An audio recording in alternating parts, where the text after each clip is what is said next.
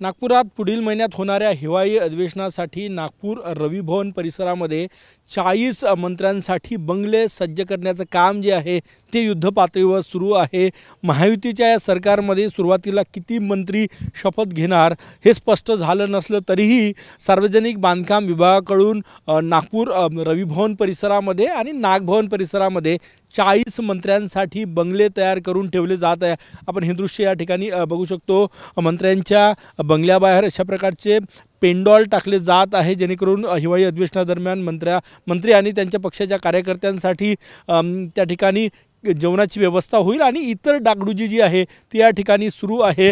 रवी भवन परिसराचा जर विचार केला आपण या रवी भवन परिसरामध्ये आहोत आणि जवळपास 24 बंगले या रवी भवन परिसरामध्ये आहे जे कॅबिनेट मंत्री आणि काही राज्यमंत्र्यांना दिले जाणार आहेत। त्यासोबतच रवी भवनाला लागूनच असलेला नागभवन परिसर आहे त्या ठिकाणी 16 बंगले म्हणजे 24-16 असे 40 बंगले या ठिकाणी तयार होत आहे। आपण हे दृश्य या ठिकाणी बघू शकतो।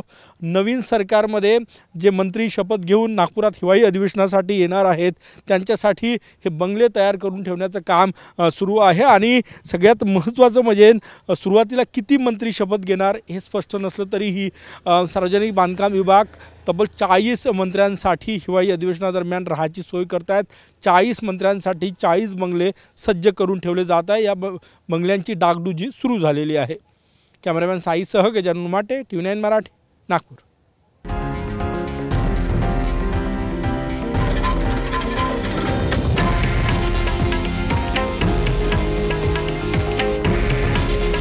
हे आहे देशातील नंबर 1 न्यूज नेटवर्क आणि आपण पाहत आहात TV9 मराठी।